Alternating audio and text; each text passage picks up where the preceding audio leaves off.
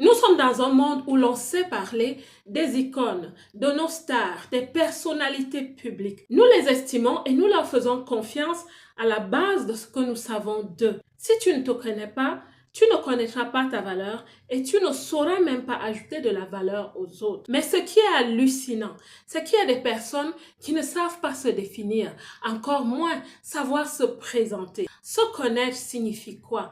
Se connaître signifie de savoir parler de soi, son caractère, sa personnalité, ce qu'on aime, ce qu'on sait faire. Cela veut dire qu'on commence à comprendre le principe de l'estime de soi. Quand on va parler de l'estime de soi, c'est qu'on va chercher si tu t'aimes, si tu t'acceptes. Est-ce que tu as confiance en toi? Est-ce que tu te sens légitime? Légitime où tu te trouves, légitime à faire ce que tu fais. On parle alors du sentiment de compétence. Est-ce que tu as le sentiment de compétence? C'est-à-dire, comprends-tu tes compétences?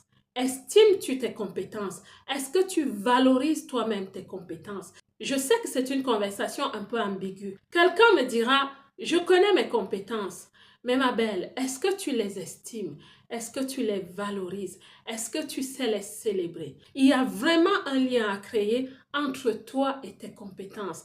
Ce n'est que là que tu comprends ta propre valeur. Certains entretiens d'embauche se passent mal parce que les gens n'ont pas l'estime d'eux-mêmes. Certaines négociations commerciales aussi. Il y a des personnes, des entrepreneurs qui continuent de fixer des prix tellement bas on comprend qu'entre ce qu'elles apportent et ce qu'elles fixent comme prix, elles n'estiment pas leurs compétences, elles ne connaissent pas leur valeur, elles n'ont pas confiance en elles. On se demande, est-ce qu'elles s'apprécient? L'un des problèmes dans ce monde, c'est que quand les gens atteignent leur deuxième socialisation, qu'ils se lancent à la recherche d'un emploi, le premier geste technique qu'ils font, le premier instinct qu'ils ont, c'est de travailler sur leur CV, c'est de lister leurs compétences, se préparer un beau vestimentaire et aller s'asseoir autour d'une table d'embauche. Ce qui se passe ici généralement, c'est qu'on commence à transpirer.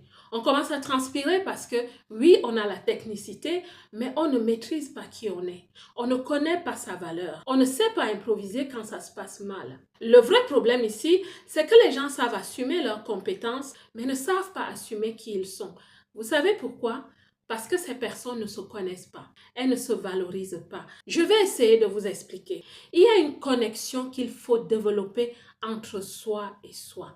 C'est une connexion faite d'amour de soi, de confiance en soi, d'estime de soi. Ça veut dire quoi? Ça veut dire qu'on va s'aimer. On va se valoriser, on va se féliciter souvent. On va aussi s'accorder de la grâce parce que nous avons tous des vulnérabilités, nous avons tous des faiblesses. On va